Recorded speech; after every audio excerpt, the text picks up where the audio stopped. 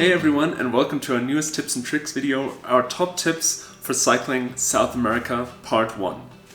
We have just spent the last 6 months cycling over 6,000 kilometers through Colombia, Ecuador, and now Peru, and are actually currently in La Paz, Bolivia, just behind the border from Peru. We thought we would share with you everything that we have picked up in the last 6 months so you know how to prepare for cycling South America.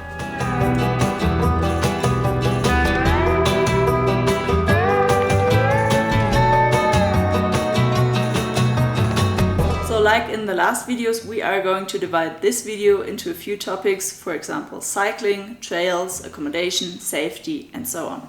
And also we are again using a little cheat sheet because there's just so much we want to talk about. We are going to talk about Colombia, Ecuador, and Peru, which are the first 3 of the 6 countries in South America that we are going to cycle. And this is why it's part 1. Now I'm going to start with topic 1, that is cycling. Generally, the main roads in Colombia and Ecuador are often good. They're nicely paved. Sometimes there are some potholes. But as we mainly cycled the bigger roads there, we can tell you it was quite alright for cycling. Sometimes there was a shoulder, often there was no shoulder, but also often not that much traffic, so it was okay. In Peru, that is a bit different. We have to say in Peru we've encountered the worst roads we've ever seen on this journey, and you just can't tell if a highway is very good when you're in the mountains or if it's like a very bad dirt road. It's really a gamble. You can't tell. So there is one road along the coast in Peru which is a good road. That's the Panamericana. That is paved all the way. There's often a shoulder, but also lots of traffic, sometimes lots of trash. And we encountered many construction sites, which also meant sometimes there was lots of traffic at one small point. Also in Ecuador, there's one road that you shouldn't take. That is the E45, which goes from Nueva Loja in the Amazon up to Quito. That is not possible because there was a landslide about a year ago, and there are parts of the road missing and you can't go through there. There are no signs indicating that. But if you are in Nueva Loja and want to go to Quito, better take the E20. Talking about the drivers, in Peru we've encountered not only the worst roads but also the worst drivers we ever had on the whole journey. We were overtaken many times without any caution. We had some very dangerous situations, and also the drivers just honk for everything, and it's quite annoying. Again, as also in the last videos already, we have to talk about dogs. Dogs just hate cyclists everywhere. And this is no different here in South America. We encountered aggressive dogs everywhere, but again, Peru was the worst regarding that. There were, especially in the mountains, many big groups of dogs attacking us, and as we always do, we stopped, we screamed at them, we sprayed water, and unfortunately sometimes if they wouldn't leave us alone, we had to throw stones at them.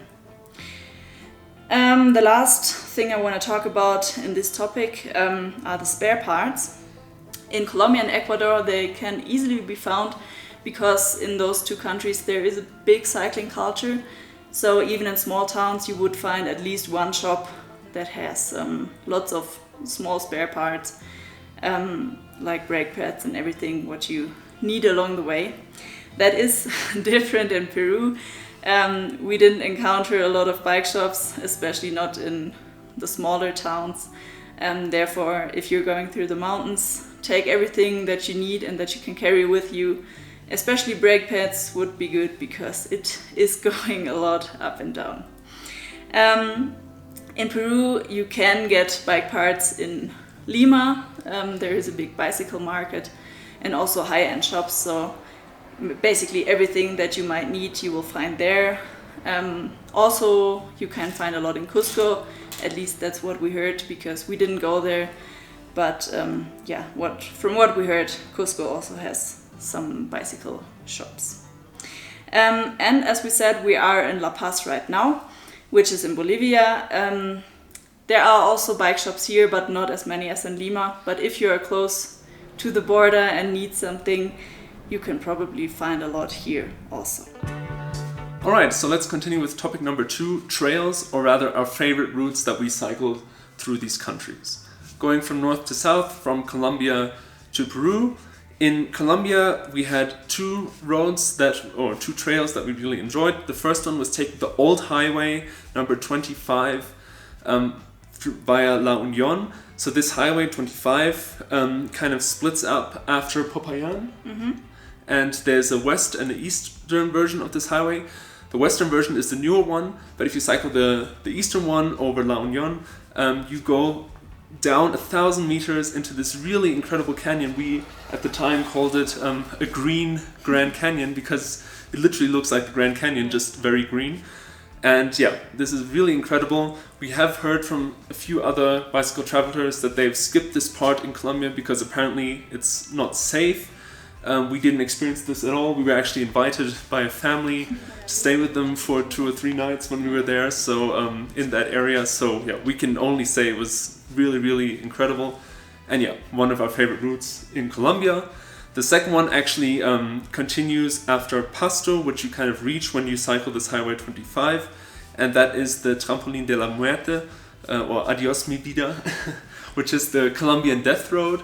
It's not as famous as the Bolivian death road, which you might have heard about, which we actually just cycled a few days ago. But essentially it's a road going from the mountains down 3,000 meters into the Amazon jungle, into the east of Colombia, and it's absolutely spectacular. You're cycling kind of like through cloud forests, along cliffs, and then just with a view of the Amazon jungle 2,000 meters below you. It's really incredible. It is kind of tough. The actual death road part is approximately 60 kilometers long, and depending on which direction you cycle it, you either only go up 1,000 meters and go down 3,000 meters, or if you're going from east to west, you cycle up 3,000 meters and down 1,000. So yeah, definitely prepare for that before you do it, but it's definitely worth it. And just as a little hint, as we just mentioned, we already cycled the Bolivian one. The Colombian one is actually more spectacular, even though it's not as known. Yeah, so definitely do that. All right, continuing in Ecuador, also 2 trails that we would definitely recommend. The first one is cycling up to Chimborazo. Chimborazo is a volcano in Ecuador. It's actually the highest mountain in the world when measured from the center of the Earth, because there's an equatorial bulge.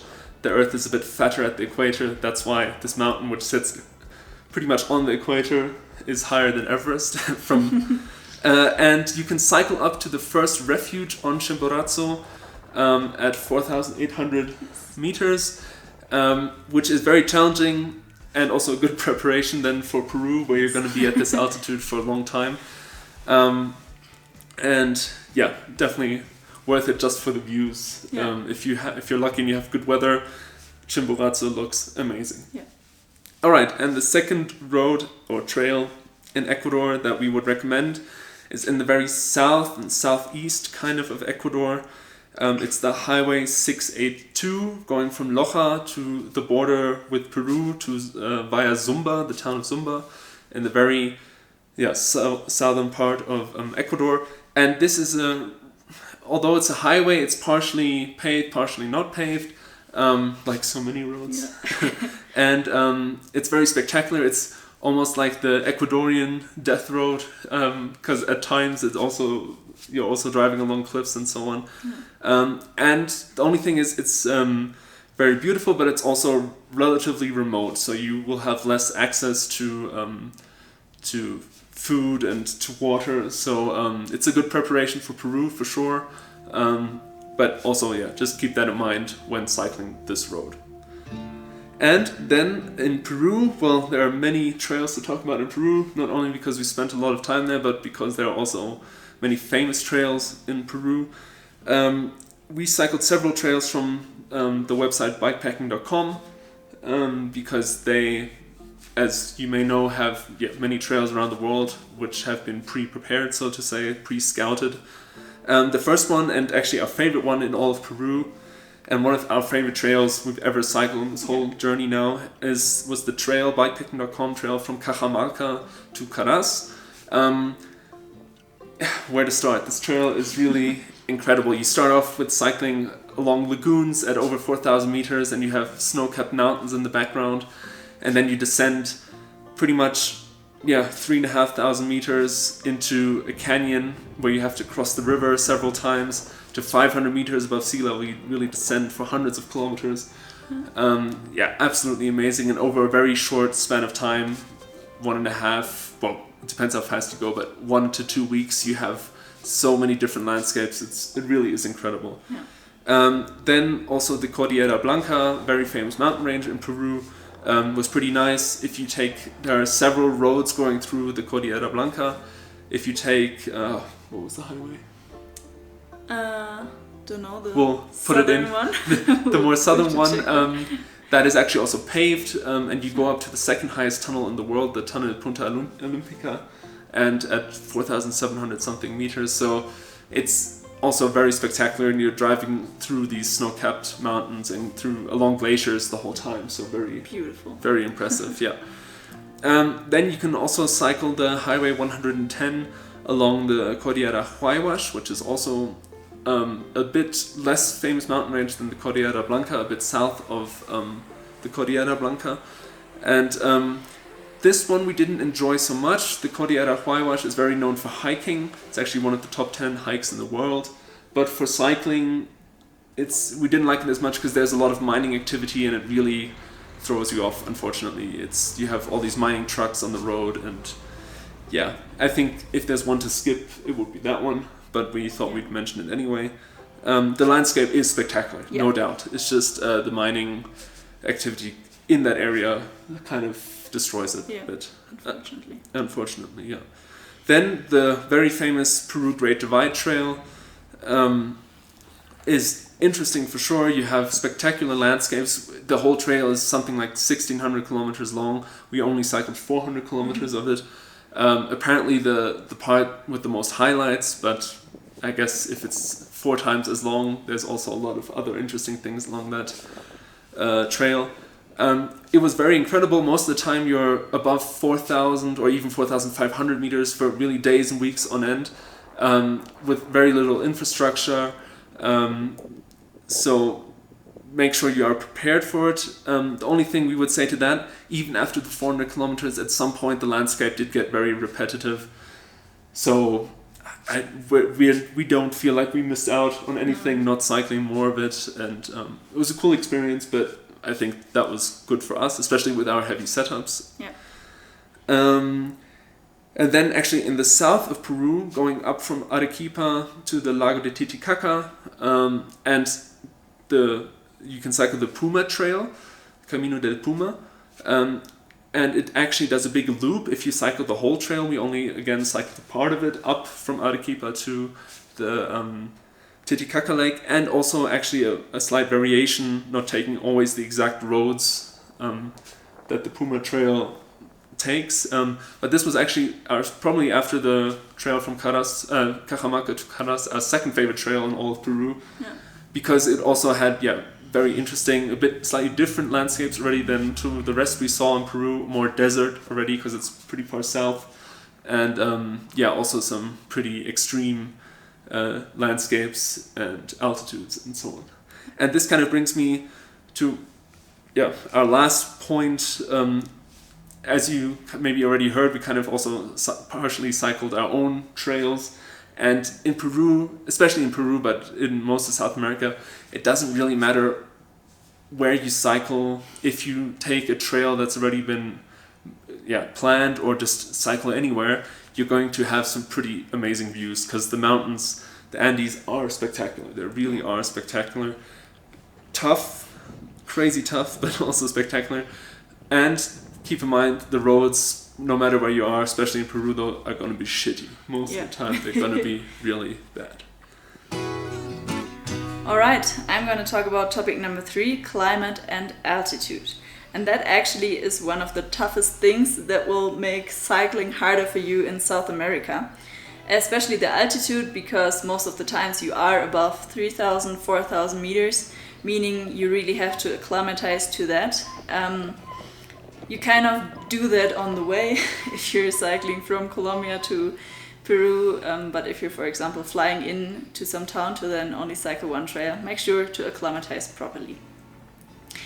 Also, the climate makes it hard for you. I'm going to talk about that in a second, but in general, be prepared for not getting as far as you maybe are used to in different countries or other roads, because due to the climate, the altitude and bad roads, you sometimes just don't manage to get as far as you want.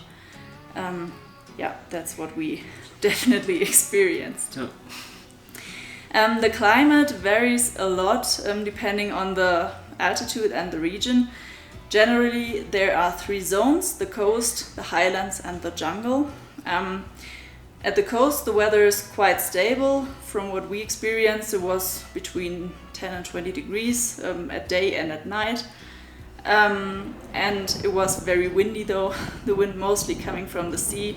So kind of no matter in which direction you go, it really makes cycling harder. Yeah. In the mountains, it can get really cold. Obviously, when you're about above 4,000 meters, it is, especially in the night, very cold. The coldest we experienced was in the desert, but in the highlands, over I think 4,000 meters, that was minus 14 degrees Celsius. Celsius, yeah. So yeah, be prepared for that.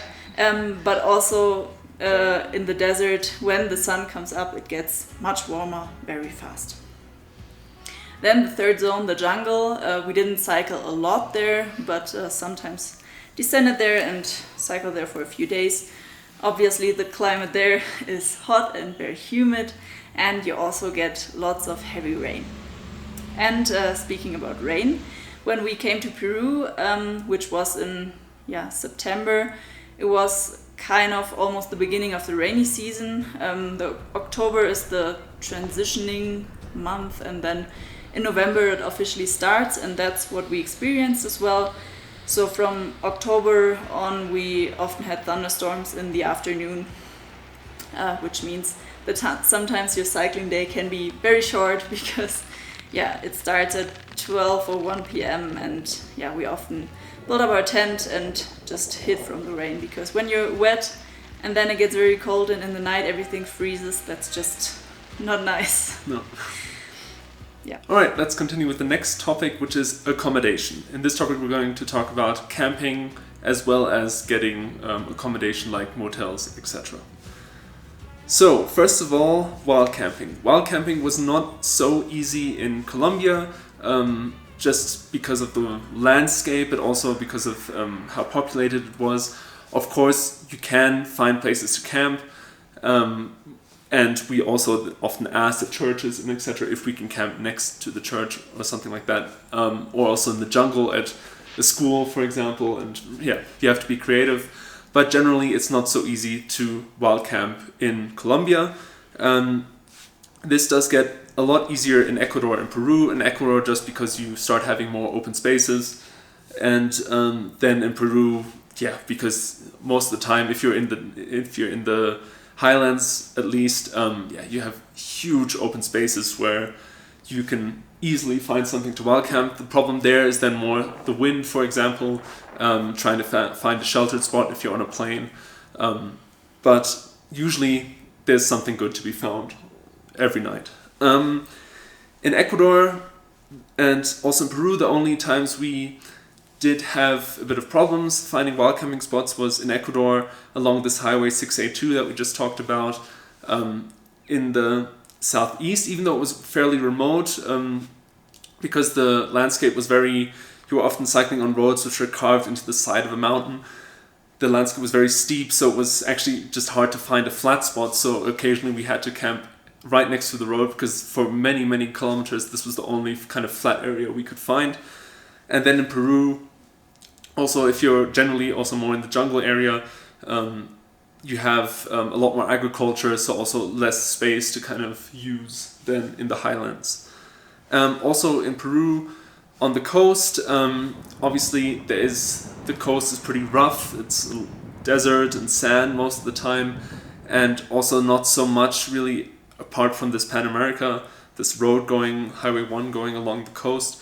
But so it's not always so easy to find wild camping spots, but there are many abandoned buildings along the coast, at least the part that we cycled. So we spent many nights actually camping in abandoned buildings, which was pretty fine. And you're also sheltered from the relentless wind, which you have on the coast.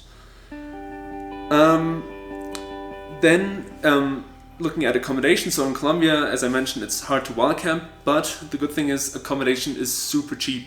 I think the cheapest accommodation we had was €3.50 for a night for a little room with a shared bathroom. In Colombia, not only is the accommodation very cheap, but it's actually also pretty good. Most towns, even small towns, have a couple of hotels, even more than on Google. Like if Google says there's only one, there's usually 5. Yeah. And they're all mostly pretty cheap and pretty good. Yeah.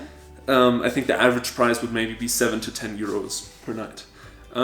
Ecuador, unfortunately, is not the same. Ecuador has the US dollar and is also a lot more expensive. And I think on average we paid 15 to 20 plus US dollars per night per accommodation when we got accommodation. So if you do that every night, it does really hit your budget quite hard.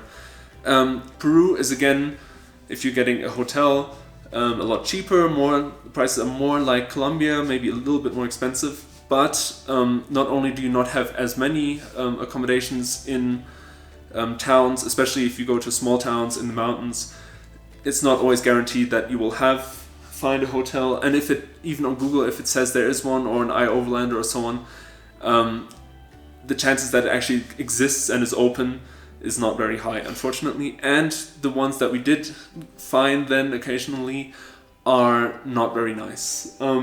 Often you don't have hot water, which is also the same in Colombia, but in Peru, in the mountains, it's a lot colder, and when it's around freezing outside and you have to take a cold shower and then sleep in a not heated room, it's not nice. It's not nice. You're better off camping when you can, I think. But in general, we asked a lot at churches, fire stations, asked people. In Colombia, we were even invited occasionally into people's homes. So I think just like always, you have to be creative and you will find something nice to sleep. Yes. So speaking of prices, our next topic will be expenses. In general, so far it has been quite cheap, cycling in South America. As Toby already mentioned, Ecuador is a bit more expensive, but still very affordable. Especially if you don't take accommodation every night, then you can travel very, very cheap through all these countries. What is very important, especially in Peru, but also in Ecuador and Colombia, always take enough cash with you, because when you're not in a big city, you won't be able to pay with your credit card. And not only take cash with you, but also have small money, like coins or 5, 10 soles, dollars, whatever, because often there's not a lot of change available. And if you pay with, for example, I don't know, $50, 100 soles, whatever, then the people really have problems getting you the change. In bigger towns, you will normally find ATMs where you can withdraw money with your credit card. So I don't think we had a problem there. But as I said, we always took enough cash with us. Alright, next topic is food and water. So not only should you carry enough cash when you are cycling in more remote areas like in the Peruvian Andes, but you should also carry enough food, at least if you would like some more specific foods. Even in more remote areas, like in the Peruvian Andes, you will find small tiendas, so small stores that will sell processed things, canned goods, chips, chocolate bars, etc. But if you would like something more fresh, you will not find it there. We never really had to go more than 1 to 2 days without finding one of these tiendas, without finding any kind of stores. But fresh vegetables, fruits, things like peanut butter, etc., are things that are important to you, you will have no chance of finding them in the mountains. I think we came across 3 supermarkets in our 3 months in Peru, and this is the only chance to get more kind of luxury items. Water is not as difficult, even in more remote areas. If you're in really remote areas, there will still usually be rivers or lakes or lagoons where you can filter water from, so you should definitely have a water filter with you. But also, if there's a little village, they tend to have running water, and we asked if we could fill up with water and asked if it's potable, and most of the time it was no problem. So we also never had to go more than 1 or 2 days without being able to fill up water. That being said, as we just mentioned, we also drank the tap water, the local tap water. But we did also have occasional digestion problems, stomach and intestinal problems. What we've kind of heard and found out now is that here in South America it's more common to have bacterial infections of the digestive system. Unlike in Europe, for example, where it's more viruses are more common. And because your body is not used to it, you will have most likely some pretty severe issues, but antibiotics help because it is a bacterial infection. So it might make sense to carry an antibiotic with you, also because access to proper hospitals or clinics is limited in the mountains. The next topic I'm going to talk about is border crossings. Obviously there are several when you're going through all these countries. Starting with Colombia, we came from Costa Rica by plane. If you want to cycle all the way, you can't, because from Panama to Colombia there is no road, so you either have to fly or take a boat.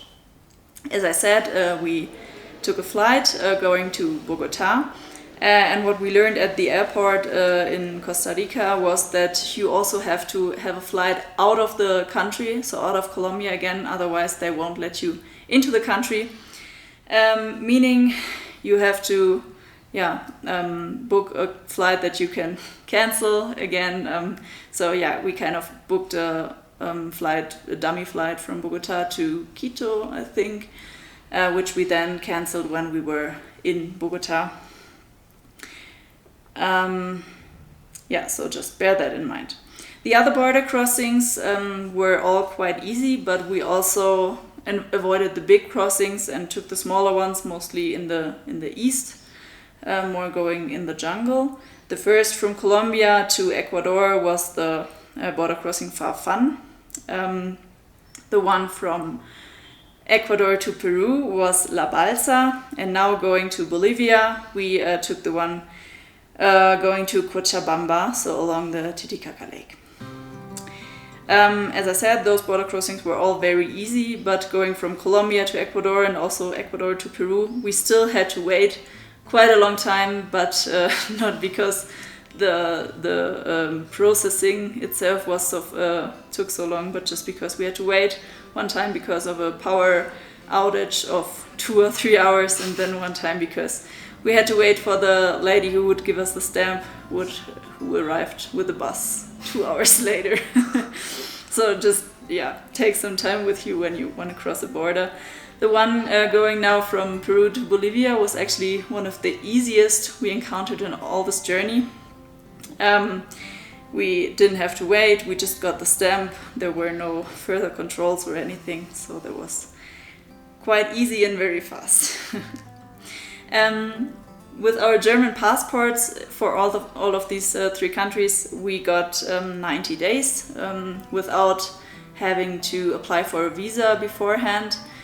But obviously that might always change, so always make sure to check how many days you will get. But mostly they will write you the date into the passport as well, or the days you get, like 90 days. We also didn't have to pay anything for crossing the borders, but for some countries we had to fill out a form beforehand. That obviously also kind of changes all the time, so just check that out before going into a new country. Next topic, which will be very short, is safety. Although some countries in South America do have a bad reputation concerning safety, we never really felt unsafe in these 6 months we've been in South America. But when we are wild camping, we always try to avoid being seen. Sometimes that is not possible because there's only the possibility to camp next to the road.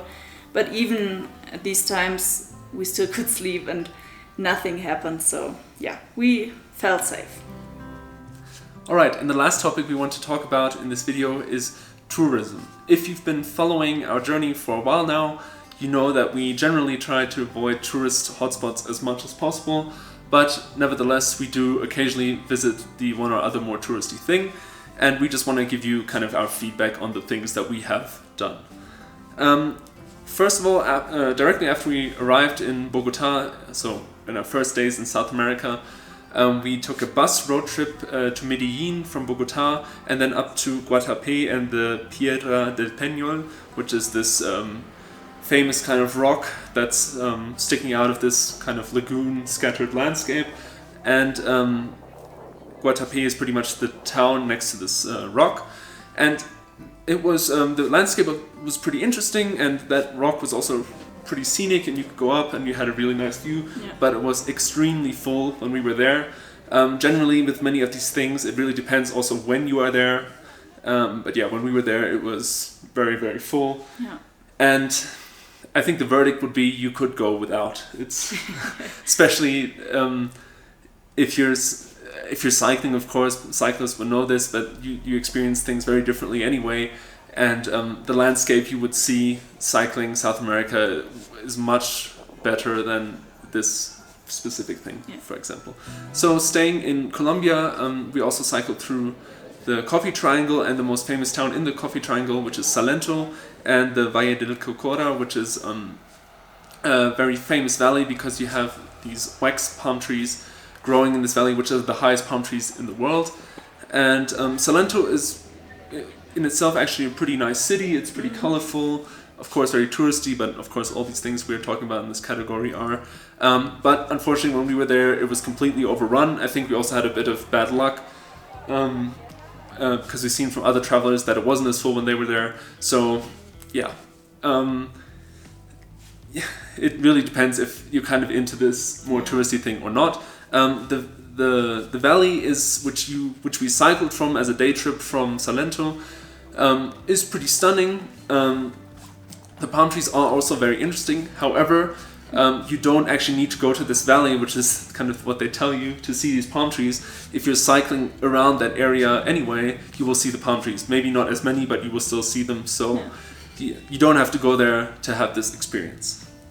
Then going to Ecuador, the most touristy thing we did in Ecuador was going to the Galapagos Islands for a week.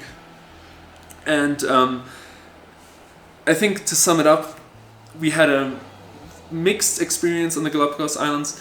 First and foremost, the wildlife is absolutely incredible, and I think we've never experienced anything like that. No, it's very unique. It's really unique, and the wildlife really comes incredibly close to you, and not only the wildlife on the actual islands, but also underwater is really breathtaking.